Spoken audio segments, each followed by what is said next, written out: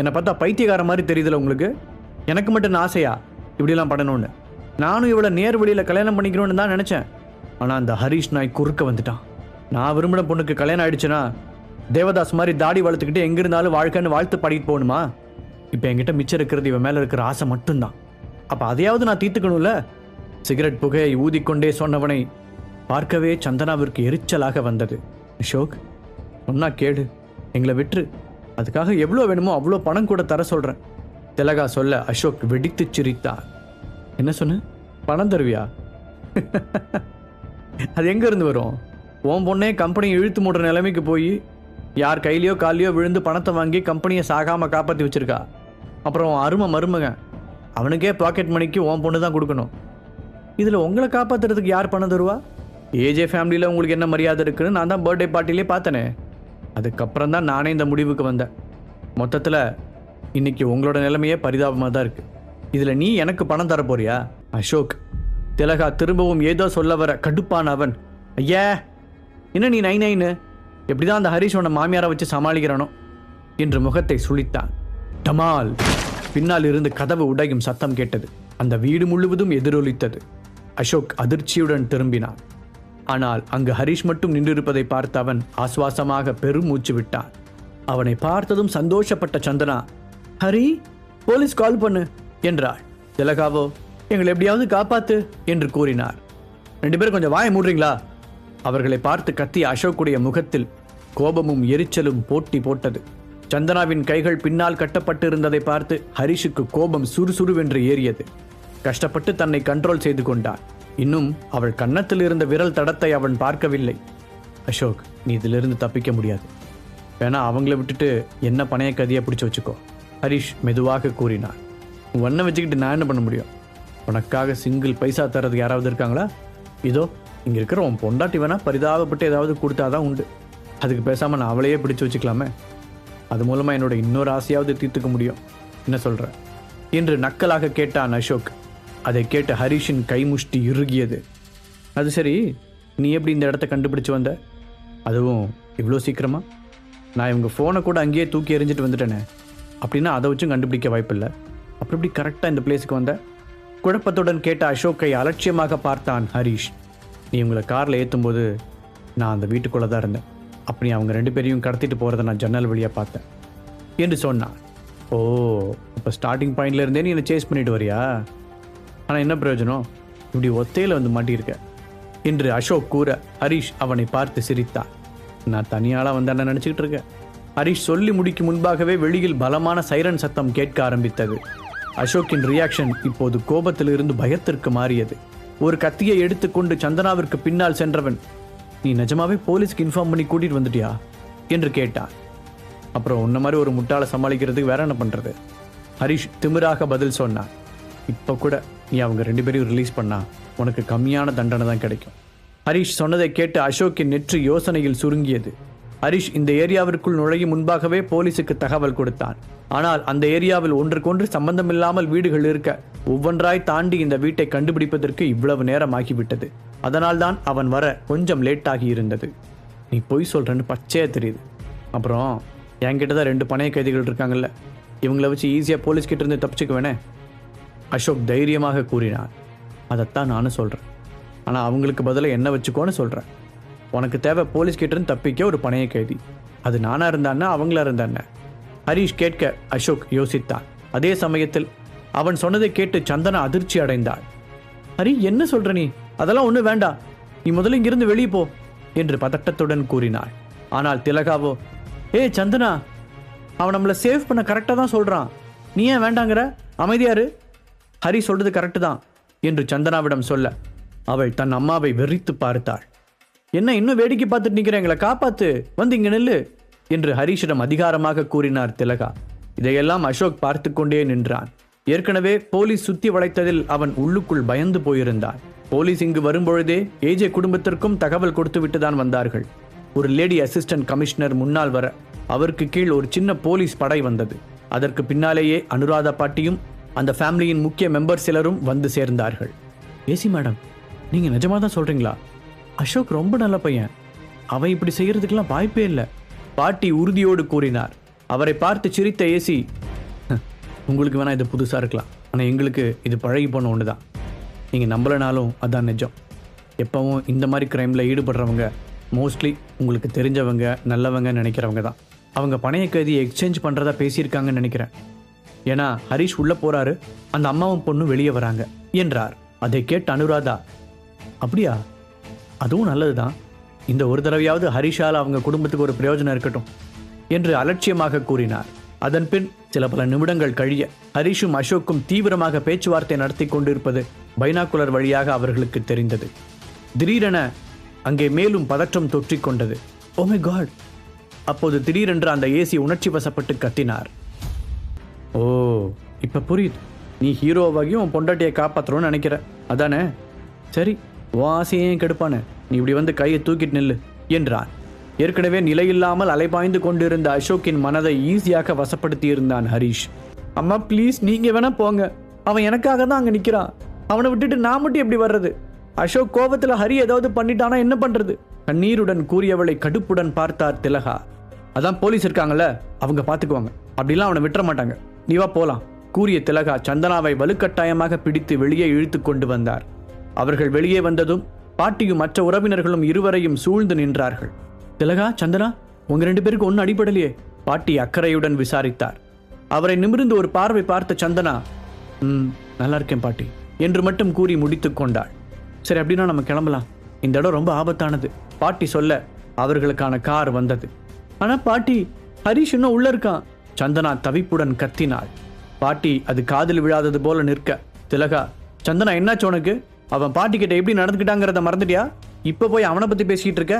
என்னதான் இருந்தாலும் பாட்டி வீட்டுக்கு பெரியவங்க, அவங்க பேச்சுக்கு மரியாதை கொடுக்க வேண்டியது நம்ம கடமை. நான் தான் சொல்றேன்ல, போலீஸ் அவனை அப்படிலாம் விட்டுற மாட்டாங்கன்னு என்று எரிந்து விழுந்தார். ஆனா அம்மா, சந்தனா ஏதோ சொல்ல வரும் முன், ஆனாவில்ல ஆவனாவில்ல, முதல்ல கார்ல ஏறு என்று அவளை பிடித்து காருக்குள் திணித்து உட்கார வைத்தார். பக்கத்தில் இருந்த அசிஸ்டன்ட் கமிஷனரை பார்த்த பாட்டி, சரி நாங்க கிளம்புறோம் என்று கூறினார். ஏசி அவரை ஆச்சரியத்துடன் பார்த்தார். உள்ள மாட்டிக்கிட்டு இருக்கிறது உங்க ஃபேமிலி மெம்பர் இல்லையா? அவர் கேட்க, இல்ல, அவனுக்கும் எங்களுக்கும் எந்த சம்பந்தமும் இல்ல. பாட்டியிடமிருந்து சுருக்கென்று பதில் வந்தது. சந்தனா பாதுகாப்பாக வெளியே போய்விட்டது உறுதியான பிறகு அதுவரை லேசான டென்ஷனுடன் இருந்த ஹரிஷ் இப்போது ரிலாக்ஸாக நின்றான். அவனுடைய ஆட்டிடியூட் மொத்தமாக சேஞ்ச் ஆகி இருந்தது. என்னடா, பொண்டாட்டி பாதுகாப்பா வெளியே போயிட்டான்னு திமிர் காட்டுறியா? இன்னும் என் கையில கத்தி இருக்கு, ஞாபகம் இருக்கல? அசோக் கத்தியை அவன் முன்னால் நீட்டி மிரட்டினான். அவனை பார்த்து ஒரு தினுசாக சிரித்த ஹரிஷ் மேலே தூக்கியிருந்த கைகளை ஃப்ரீயாக கீழே தொங்க விட்டான். பின்பு சடனாக 2 கைகளையும் அசோக்கின் முகத்திற்கு நேராக அவன் நீட்ட, ஏய் என்ன பண்ற? திடுக்கிட்ட அசோக் ஒரு அடி பின்னால் நகர்ந்தான். ஆனால் ஹரிஷோ அவன் எதுவும் செய்யாமல் அந்த ஃபுல் ஹேண்ட் ஷர்ட்டை ஸ்டைலாக முழங்கை வரை மடக்கிவிட ஆரம்பித்தான். அதை பார்த்து அசோக்கிற்கு என்ன ரியாக்ட் செய்வதென்றே தெரியவில்லை. கையில் இருந்த கத்தியை இறுக்கமாக பிடித்தவன், டேய் ஒழுங்க கையை மேல தூக்கு என்று மிரட்டினான். தூக்க முடியாது, என்ன பண்ணுவ? அசால்ட்டாக கேட்டான் ஹரிஷ். என்னடா, கொஞ்ச நேரத்துக்கு முன்னாடி அப்படி பம்பிக்கிட்டு இருந்த, இப்ப அப்படியே வேற மாதிரி நிக்கிற, யாரா நீ? அசோக்கின் பொறுமை குறைந்து கொண்டே வந்தது. இரு, அதைத்தானே சொல்ல வரேன், அதுக்குள்ள அவசரப்பட்ட இப்படி? அப்போ என் ஒய்ஃப் உன்னோட கஸ்டடியில் இருந்தா, அவளுக்கு ஒன்று நான் என்னால் தாங்க முடியாது, அதனால தான் உன்னை பொறுமையாக டீல் பண்ண. இப்போதான் அப்படி இல்லையே சொன்ன ஹரிஷ் சுற்றுமுற்றும் பார்த்தான். அவனுக்கு பக்கத்திலேயே ஒரு சேர் கிடக்க ஒற்றை கையால் அதை இழுத்து போட்டவன் கால் மேல் கால் போட்டு உட்கார்ந்தான். இந்த காட்சியை பைனாகுலர் வழியாக பார்த்த ஏசி சீனே மாறிவிட்டதை பார்த்து, ஓ மை காட் என்று மீண்டும் கத்தினார். அவன் செய்வதையெல்லாம் திகைப்புடன் பார்த்து கொண்டிருந்த அசோக்கால் அதற்கு மேல் தன்னை கண்ட்ரோல் செய்து கொள்ள முடியவில்லை. டேய், என்ன என்கிட்டயே படம் காமிக்கிறியா? நீங்க உன்னை கொல்லாம விட மாட்டேன்டா. கத்தியை ஓங்கி ஹரிஷை குத்த போனான் அசோக். அப்புறம் அசோக், ஓவர் நைட்ல உன்னோட சொத்தெல்லாம் திவாலாகி இருக்குமே? ஹரிஷ் கேட்க, கத்தியை ஓங்கிய அசோக்கின் கை அப்படியே அந்தரத்தில் நின்றது. அது எப்படி உனக்கு தெரியும்? திணறலுடன் கேட்டான் அவன். இதுவரை அசோக் யாரிடமும் இதை பற்றி சொல்லவே இல்லை. கொஞ்ச நேரத்திற்கு முன்பு கோபத்தில் உணர்ச்சி வசப்பட்ட போதுதான் சந்தனாவின் முன்பு உளறியிருந்தான். அப்போது ஹரிஷ் அங்கு வரவில்லை. அசோக் குழப்பத்துடன் அவனை பார்க்க, ராஜேஸ்வரன் ஃபேமிலி இனிமே பிசினஸ் ரீதியா உன் கூட எந்த கான்டாக்டுமே வச்சுக்க மாட்டேன்னு சொல்லியிருப்பாங்களே. ஹரிஷ் அடுத்த கேள்வியை வீச அசோக்கின் கை தானாக கீழே வந்தது. இதுக்கே அசந்து போயிட்டா இப்படி? இனிமேதான் மெயின் பிக்சரே இருக்கு. ராஜேஸ்வரன் ஃபேமிலியை சேர்ந்த ஒருத்தரை நீ ஹர்ட் பண்ணதுதான் இதுக்கெல்லாம் காரணம்னு சொல்லியிருப்பாங்களே. ஹரிஷ் கேட்டு முடித்ததும் அசோக் பேச முடியாமல் வாயடைத்து நின்றான். அந்த ஒருத்தன் யாருன்னு இதுவரைக்கும் உன்னால கண்டுபிடிச்சிருக்க முடியாது, நான் பெட் கூட கட்டுறேன், கரெக்டா? கேட்டுவிட்டு ஹரிஷ் புருவத்தை உயர்த்தி காண்பித்தான். அதே நேரத்தில் ஆப்போசிட் பில்டிங்கில் இருந்த ஏசி, அங்க நடக்கிறதெல்லாம் பார்த்தா கிட்னாப்பரை அந்த ஹாஸ்டேஜ் ரொம்ப டென்ஷன் பண்ணுற மாதிரி தெரியுது. எதுக்கும் நீங்கள் ஸ்னைப்பரை கிட்னாப்பரோட காலை பார்த்து குறி வச்சு ரெடியாக இருங்க. நான் கையசைச்சா சுட்டுருங்க. ஆமாம், கத்தி முனையில் நின்றுக்கிட்டு இந்த ஹாஸ்டேஜ் எப்படி இவ்வளோ தெனவட்டா பேசிகிட்டு இருக்காரு? எனக்கு அங்கே என்ன நடக்குதுன்னே சுத்தமாக புரியல. எல்லாமே தலைகீழாக இருக்கு என்றார். மேடம், நாம் உள்ளே போக வேண்டாமா? எஸ்ஐ ஒருவர் கேட்க, இப்போதைக்கு வேண்டாம். நாம் ஏதாவது அதிரடியாக செஞ்சு அது ஹாஸ்டேஜ் உயிருக்கு ஆபத்தை மாறிடக்கூடாது. நீங்கள் நான் சொன்னதை ஃபாலோ பண்ணுங்கள். ஆர்டர் போட்ட ஏசி மறுபடியும் பைனாக்குலர் வழியாக அங்கு நடப்பதை பார்க்க ஆரம்பித்தார். அவருக்கும் இப்போது அங்கே என்ன நடக்கிறது என்பதை தெரிந்து கொள்ளும் கியூரியாசிட்டி அதிகமாகி இருந்தது. அவர்கள் பேசியது கேட்கவில்லை என்றாலும் ஹரிஷ் காட்டிய அந்த ஆட்டிடியூட் அவரை ஆச்சரியப்படுத்தியது. இதெல்லாம் உனக்கு எப்படி தெரியும்? அசோக் ஒரு மாதிரி பதட்டத்துடன் அவனை பார்த்தான். எனக்கு தெரியாம வேற யாருக்கு தெரியும்? ஏன்னா நீ ஹர்ட் பண்ண அந்த ராஜேஸ்வரன் குடும்பத்து வாரிசு நான் தாண்டா. Yes, I am Harish Rajeswaran, the most important member of Rajeswaran family. Harish கம்பீரத்துடன் கூற அசோக்கின் கையில் இருந்த கத்தி நழுவி கீழே விழுந்தது. அந்த குடும்பத்தில் அவனை ஏற்றுக்கொள்ளாமல் தன்னுடைய அடையாளத்தை வெளிப்படுத்த மாட்டேன் என்று சத்தியம் செய்திருந்த ஹரிஷ் அவன் சபதம் நிறைவேறிய பிறகு இன்று முதன் முறையாக தன்னுடைய அடையாளத்தை வெளிப்படையாக கூறினான். இல்ல, நான் நம்ப மாட்டேன். நீ போய் சொல்ற. கண்டிப்பா போய் தான் சொல்ற. இந்த ஓட்ட ஸ்கூட்டர்ல வந்த நீ எப்படி ராஜேஸ்வரன் குடும்பத்தில் ஒரு ஆளா இருக்க முடியும்? அசோக்கிற்கு பதட்டத்தில் குரல் நடுங்க ஆரம்பித்தது. அதை உன்கிட்ட எல்லாம் ப்ரூவ் பண்ணணும்னு எனக்கு எந்த அவசியமும் இல்லை. இருந்தாலும் உனக்காக ஸ்பெஷலாக அவனுக்கு காமிக்கிறேன் என்றவன் தன்னுடைய மொபைலை எடுத்து அவனுடைய பேங்க் பேலன்ஸை காண்பித்தான். அந்த அக்கவுண்ட் நேமையும் அதிலிருந்த பேலன்ஸையும் பார்த்த அசோக் அப்படியே தளர்ந்து போய் ஹரிஷின் முன் தரையில் மண்டி போட்டான். இது எப்படி நடக்கும்? என் கண்ணையே என்னால் நம்ப முடியல. ஏசி டென்ஷனுடன் கத்த எல்லோரும் அவரை பார்த்தனர். அந்த கிட்னாப்பர் தன்னோட ஹாஸ்டேஜ் முன்னாடி முட்டி போட்டிருக்கான். ஏசி சொல்ல எல்லோரும் என்ன என்று அதிர்ச்சி அடைந்தனர். ஒரு கடத்தல் சம்பவத்தில் இப்படி ஒரு நிகழ்வை அவர்கள் இதுவரை கேள்விப்பட்டதே இல்லை. அவர்களும் அந்த பைனாக்குலரை வாங்கி மாற்றி மாற்றி பார்த்தனர். அங்கு என்ன பேசிக் கொள்கிறார்கள் என்று தெரியாததால் அங்கு நடப்பதை புரிந்து கொள்ள முடியவில்லை. அதே நேரம் ஹரிஷின் முன்னால் மண்டியிட்டு இருந்த அசோக்கிற்கு இந்த உலகமே தலைகீழாக சுழலுவது போல இருந்தது. அங்கு என்ன பேசிக் கொள்கிறார்கள் என்று தெரியாததால் அங்கு நடப்பதை புரிந்து கொள்ள முடியவில்லை. அதே நேரம் ஹரிஷின் முன்னால் மண்டியிட்டு இருந்த அசோக்கிற்கு இந்த உலகமே தலைகீழாக சுழலுவது போல இருந்தது. இவ்வளவு நாள் தன்னால் விதவிதமாக அவமானப்படுத்தப்பட்ட ஒருவன் இத்தனை பெரிய உயரத்தில் இருப்பவன் என்று அவனுக்கு தெரியாது. அப்படியே குனிந்து ஹரிஷின் கால்களை பிடித்த அசோக், இது எல்லாமே என்னோட தப்பு தான், ப்ளீஸ் என்னை மன்னிச்சிருங்க. இனிமே இப்படி ஒரு தப்பை நான் பண்ணவே மாட்டேன். நீங்க யாருன்னு தெரியாம இதெல்லாம் பண்ணிட்டேன் என்று கெஞ்சினான். ஒரு நிமிடம் அமைதியாக அவனை பார்த்து கொண்டிருந்த ஹரிஷ், அசோக், நீ இப்படி மன்னிப்பு கேட்டதுக்கு அப்புறமும் உன்னை தண்டிக்க எனக்கு விருப்பம் இல்லை. ஆனா நீ சட்டத்தை மீறி இருக்க. அதனால நான் உன்னை மன்னிச்சாலும் வெளியில வெயிட் பண்ணிட்டு இருக்கிற போலீஸ் உன்னை சும்மா விட மாட்டாங்க என்றார். அது பரவாயில்ல, யாருக்கு எதுவும் ஆகல, அதனால தண்டனையும் ரொம்ப பெருசா இருக்காது. அசோக் தனக்குத்தானே சமாதானம் கூறிக்கொண்டான். அவனை பொறுத்தவரை ஹரிஷ் வெளியில் இருக்கும் போலீஸை விட ஆபத்தானவன். ஒரே நாளில் அவனுடைய வாழ்க்கையே தலைகீழாக மாற்றியவன். அவன் மனது வைத்தால்தான் திரும்பவும் அசோக்கிற்கு தன்னுடைய பழைய வாழ்க்கை கிடைக்கும். அதற்காக அவன் ஜெயிலுக்கு போகவும் தயாராக இருந்தான். சரி, நீ வெளியில போய் சரண்டராக. நீ ஜெயிலிருந்து வெளியில வந்ததுக்கு அப்புறம் உன்னோட முகம் என்னோட கண்ணில் படாமல் இருக்கிற வரைக்கும் எந்த பிரச்சனையும் இல்லை என்றவன் எழுந்து முன்னால் நடந்தான். அதன் பிறகு ஹரிஷ் அவனை திரும்பி பார்க்காமல் வெளியே வர அந்த ஏசி அவனிடம் ஓடி வந்தார். அதே நேரம் அசோக்கை அரெஸ்ட் செய்வதற்காக சில போலீஸ்காரர்கள் அந்த வீட்டிற்குள் நுழைந்தனர். சார், உங்களுக்கு அடி எதுவும் படலையே? நடந்ததை ஊமை படமாக பார்த்திருந்தாலும் ஒரு ஃபார்மாலிட்டிக்காக கேட்டார் ஏசி. அதெல்லாம் ஒன்றும் இல்லை, நான் நல்லா இருக்கேன். எனக்கு கொஞ்சம் வேலை இருக்கு, வேற எதுவும் இல்லைன்னா நான் கிளம்புறேன் என்றான் ஹரிஷ். உள்ளே ஒரு விசித்திரமான நிகழ்வு நடந்ததை கண்டாலும் அதை பற்றி எப்படி ஆரம்பிப்பது என்று தெரியாமல் இந்த கேஸ் சம்பந்தமாக சில ஃபார்மாலிட்டிஸ்லாம் முடிக்க வேண்டியிருக்கு. உங்களுக்கு டைம் இருந்தா என் கூட ஸ்டேஷன் வரைக்கும் கொஞ்சம் வர முடியுமா என்று கேட்டார் ஏசி. சாரி, நான் தான் சொன்னேன்ல எனக்கு கொஞ்சம் எமர்ஜென்சி ஒர்க் இருக்குன்னு, ஸோ ப்ளீஸ் என்றான் ஹரிஷ். ஓகே, அட்லீஸ்ட் உங்கள் ஃபோன் நம்பரையாவது கொடுங்க. இந்த கேஸ் சம்பந்தமாக ஏதாவது டீட்டெயில்ஸ் தேவைப்பட்டா நான் உங்களை காண்டாக்ட் பண்ணுறேன். அந்த ஏசி சொல்லியபடி தன்னுடைய மொபைல் ஃபோனை எடுத்தார். அதற்குள் அசோக் அரெஸ்ட் செய்யப்பட்டு வெளியே அழைத்து வரப்பட நியூஸ் கேள்விப்பட்டு அப்போதுதான் மீடியாக்காரர்கள் அங்கு வர ஆரம்பித்தார்கள். அந்த பரபரப்பில் ஹரிஷ் யார் கவனத்தையும் கவர விரும்பாமல் மெதுவாக அங்கிருந்து நடக்க ஆரம்பித்தான். இனிமே என்ன ஆனாலும் அந்த வீட்டுக்கு மட்டும் திரும்பி போகவே கூடாது உறுதியாக நினைத்த ஹரிஷ் இப்போது தனக்கு உடனடி தேவை ஒரு வீடு என்பதை உணர்ந்தார். இப்போதான் நமக்கான கிங்டமை உருவாக்க சரியான நேரம். பேசாம நம்ம ஆபீஸுக்கு பக்கத்திலே ஒரு பிளாட் வாங்கிடலாம். யோசித்தபடி நடந்தவனை உரசி கொண்டு வந்து நின்றது அந்த எல்லோ கலர் லாம்போகினி கார். காரில் இருந்து இறங்கிய தீபக் ஹரிஷின் தோளில் தட்டி கை கொடுத்தான். ஹரிஷ், காலையில இருந்து நான் உன்னை எங்கெல்லாம் தேடிட்டு இருக்கேன் தெரியுமா? ஆனா இங்க உன்னை மீட் பண்ணுவேன்னு எதிர்பார்க்கவே இல்லை. ஆமா, சிட்டிக்கு அவுட்டர்ல நீ என்ன பண்ணிட்டு இருக்க என்று கேட்டான். தேங்க் காட், இப்பன்னு பார்த்து இந்த ஏரியாவில் ஒரு ஆட்டோவை கூட காணும்னு நினைச்சேன். கரெக்டாக நீ வந்துட்ட. முதல்ல நம்ம இங்கிருந்து கிளம்பலாம், அப்புறம் நான் எல்லாத்தையும் சொல்கிறேன். ஹரிஷ் சொல்ல தீபக்கும் அவனை ஏற்றுக்கொண்டு தன்னுடைய காரை எடுத்தான். இதையெல்லாம் பின்னால் நின்றிருந்த அந்த ஏசி நோட் செய்து மனதிற்குள் குறித்து கொண்டார். அவருக்கு சந்தேகம் அதிகமாக, கூடவே ஒரு கேள்வியும் எழுந்தது. இது தீபக் ரவிச்சந்திரன் தானே? அவரே இந்த அளவுக்கு மரியாதை கொடுக்கிறாருன்னா இந்த ஹரிஷ் யாரா இருக்கும்? கம்பெனிக்கு அருகில் அப்போதுதான் கட்டி முடிக்கப்பட்டிருந்த லக்ஸூரியஸ் அபார்ட்மெண்ட் ஒன்று இருக்க தன்னுடைய ஸ்கூட்டரில் அங்கு சென்றான் ஹரிஷ். அவனை பார்த்த அங்கிருந்த ரிசப்ஷனிஸ்ட், ஹலோ சார், உங்களுக்கு என்ன ஹெல்ப் வேணும்னு தெரிஞ்சுக்கலாமா என்றாள். எனக்கு இங்கே ஒரு வீடு வாங்கணும். ஹரிஷ் கூற, 1 மினிட் சார் என்றவள் அங்கிருந்த லேண்ட்லைனில் யாரையோ அழைத்து பேசினாள். அதன் பிறகு பில்டிங்கின் உள்ளிருந்து இன்னொரு பெண் வந்தாள்.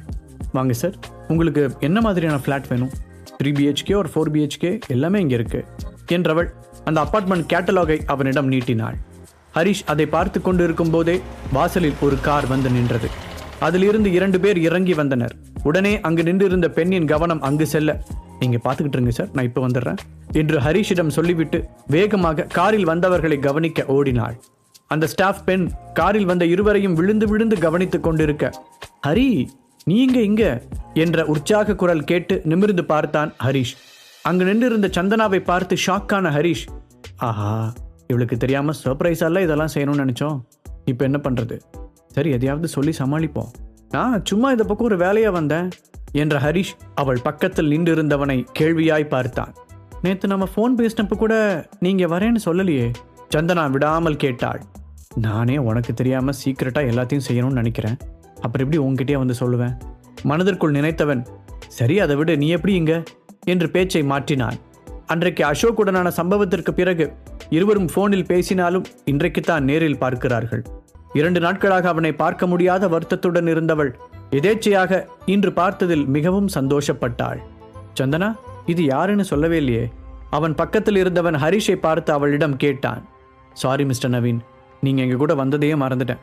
இது ஹரிஷ், என்னோட ஹஸ்பண்ட் என்று அறிமுகப்படுத்தி வைத்தாள். ஹரிஷின் பெயரை கேட்ட நவீன், ஓ இவர்தான் அந்த யூஸ்லெஸ், சாரி உன்னோட ஹஸ்பண்டா என்று ஒரு மாதிரி கிண்டலான வாய்ஸில் கேட்டான். ஹரிஷ் அவன் முகத்தில் இருந்த ரியாக்ஷனை ஷார்ப்பாக நோட்டம் விட அவன் கேட்ட விதத்தில் சந்தனா முகத்தை சுளித்தாள். சந்தனா, சார் யாருன்னு நான் தெரிஞ்சுக்கலாமா? ஹரிஷும் அதே சர்க்காஸ்டிக் டோனில் கேட்டான். அந்த நவீனிற்கு தன்னை பிடிக்கவில்லை என்பதை ஹரிஷ் ஒரே பார்வையில் கண்டுபிடித்து விட்டான். இது நவீன், அனுராதா பாட்டிக்கு தெரிஞ்சவர். பாட்டிக்கு இந்த அபார்ட்மெண்ட்ல ஏதோ ஃப்ளாட் வாங்கணுமா, அதுக்கு ஹெல்ப் பண்ண சொல்லி அம்மா என்னை இவர் கூட அனுப்பி வச்சாங்க என்றவள் திலகா தன்னை கம்பல் செய்து அனுப்பி வைத்ததை மட்டும் சொல்லாமல் விட்டாள். ஆனால் அவள் முகத்தையே பார்த்து கொண்டிருந்த ஹரிஷ் அவள் சொல்லாமல் விட்ட விஷயத்தையும் சேர்த்து புரிந்து கொண்டான். இதுக்குள்ள ஏதோ விஷயம் இருக்கிற மாதிரி தெரியுது. இவன் நம்மளை பார்க்குற பார்வையே சரியில்லை. அத்தை வேற சந்தனாவை கம்பல் பண்ணி அனுப்பி வச்சிருக்கிற மாதிரி தெரியுது. பாட்டிக்கு ஃப்ளாட் வாங்க இவனையும் துணைக்கு அனுப்பணும்னு நினைச்சாங்க. ஹரிஷ் யோசித்தான். அதற்குள் அந்த நவீன் ஹரிஷை எடை போடுவது போல் மேலிருந்து கீழாக பார்த்தான். ஆமா ஹரிஷ், நீங்களும் இங்கே ஃப்ளாட் வாங்கவா வந்தீங்க என்று கேட்டான். பக்கத்தில் நின்று இவர்கள் வாயை பார்த்து கொண்டிருந்த அந்த ஸ்டாஃப், ஆமாம் சார், அவரும் ஃப்ளாட் பார்க்க தான் வந்திருக்காரு என்று ஹரிஷை முந்திக் கொண்டு சொன்னாள். சந்தனா அவனை ஆச்சரியமாக பார்க்க, ஓ அண்ணா ஹரிஷ், இங்கே மினிமம் ரேட்டே என்னன்னு தெரியும்ல? நவீன் ஒரு விதமான அலட்சியத்துடன் கேட்டான். நீ எல்லாம் இங்கே வாங்க முடியுமா என்று அதில் ஒளிந்திருந்த அர்த்தத்தை கண்டுபிடித்த ஹரிஷின் முகம் இறுகியது.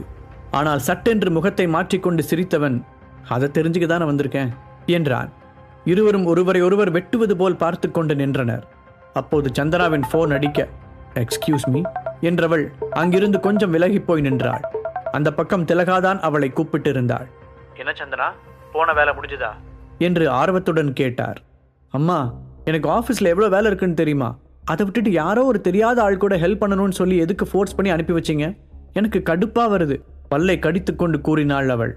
இப்போ என்ன பண்ணிட சொல்லிட்டேன்னு இவ்வளோ கோவப்படுற? பாட்டியால் போக முடியாததால உன்னை போக சொன்னாங்க, அவங்களுக்காக இதை கூட உன்னால் பண்ண முடியாதா? அந்த பக்கம் திலகாவும் கோபமாகவே கேட்டார். அம்மா, பாட்டிக்கு ஹெல்ப் பண்ணணும்னு அவ்வளோ அக்கறை இருந்தா நீங்களே வந்திருக்கணும். இப்படி என்ன கட்டாயப்படுத்தி அனுப்பியிருக்க கூடாது. அந்த ஆள் பேச்சே சரியில்லை. ஹரிஷுடன் அவன் பேசிய விதத்தை மனதில் வைத்துக் கொண்டு சொன்னாள் சந்தனா. சரி சரி, ரொம்ப தான் சலிச்சுக்காத. இன்னைக்கு ஒரு நாள் மட்டும் இந்த ஹெல்ப்பை பண்ணு, எல்லாம் ஒரு காரணமாக தான் நான் சொல்றேன் என்று திலகா போனை வைத்து விட்டார். அதே நேரத்தில் சந்தனா அந்த பக்கம் நகர்ந்தவுடன் அந்த நவீன் வெளிப்படையாகவே ஹரிஷை பார்த்து முறைத்தான். பின்பக்கத்தில் இருந்த ஸ்டாஃப் பெண்ணிடம் திரும்பியவர், ஒருத்தர் இங்கே ஃப்ளாட் வாங்க வராருன்னா அவருக்கு அந்த தகுதி இருக்கானெல்லாம் பார்க்க மாட்டீங்களா? இவனெல்லாம் உள்ள விட்டு ஏன் டைம் வேஸ்ட் பண்ணிட்டு இருக்கீங்க?